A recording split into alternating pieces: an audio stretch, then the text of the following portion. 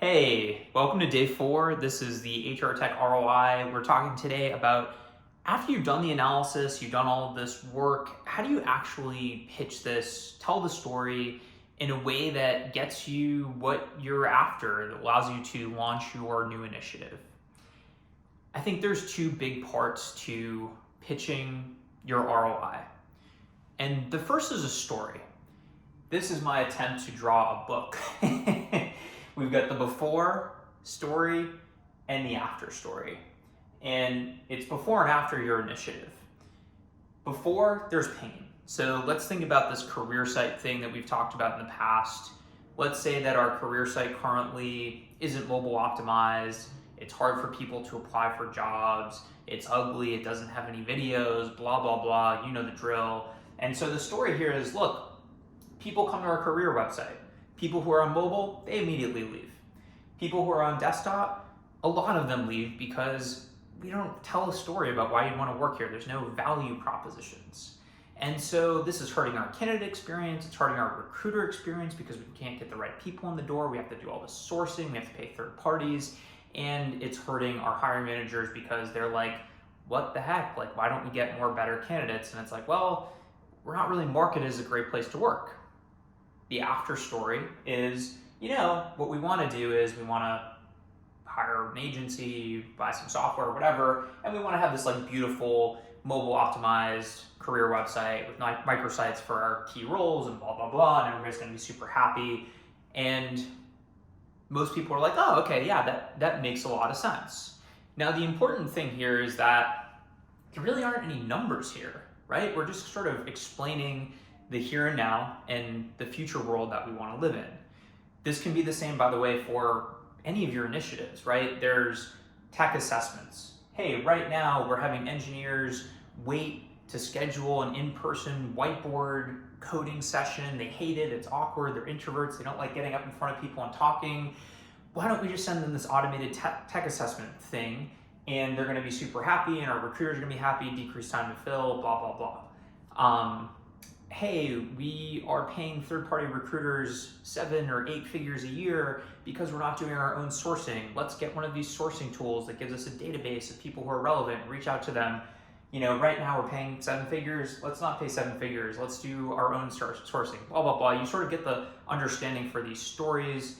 And within these stories, there's what's the research that we did? What are our talent competitors doing? What are the best-in-class companies doing? And how are we mirroring them in a way that we can actually execute on?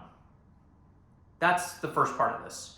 The second part of this is the slightly more intimidating going through your analysis in real time with somebody who is a total numbers jockey.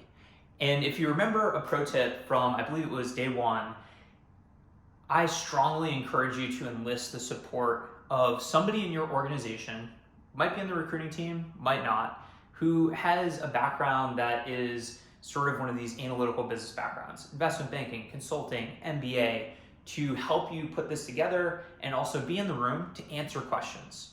So just kind of throw it out there to the relevant folks. Hey, we're gonna fix XYZ painful thing that everybody thinks is atrocious and make it better. And I just want somebody to help me think through the ROI here. You're gonna be surprised at who raises your hand for stuff like that. There's always people that care about culture and hiring who are willing to take some time out. And realistically, this is a pretty light lift for most people who have that background. Okay, so you've done the whole presentation. It's probably not in a storybook, it's probably in a PowerPoint.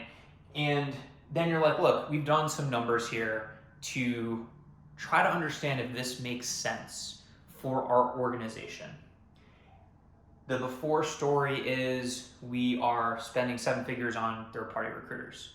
The after story is that, look, we've got 10 recruiters each who can each source 30 candidates. We know of those 30 candidates, the apt hire ratio is X, and therefore we can hire those people and we can save 50% of the recruiter fees, which decreases our third-party spend by $500,000 a year, and this tool costs $10,000. You should probably do this in a PowerPoint slide and stick to the script, but you should also have the Excel, because a lot of CFOs are going to be like, let me play with some of these assumptions. let me dive in and say, okay, like what if they are only able to source 25 people per week? What if the app to hire ratio increased by 50% for whatever reason for these candidates?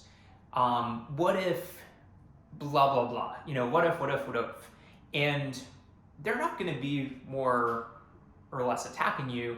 They're just going to be wanting to sanity check your numbers in real time.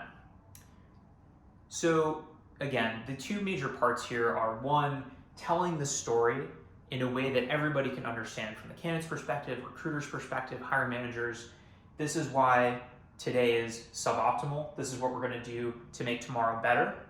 And then this is how it translates into dollars and cents relative to the cost that this initiative is going to incur. And therefore, here's why we think it's a really good idea, even if they only source 20 candidates a day or 5 candidates a day or whatever the case may be. Here's the worst case scenario. Even in that scenario, we're still really bullish on this opportunity. I'll see you back here for our final day tomorrow, day 5.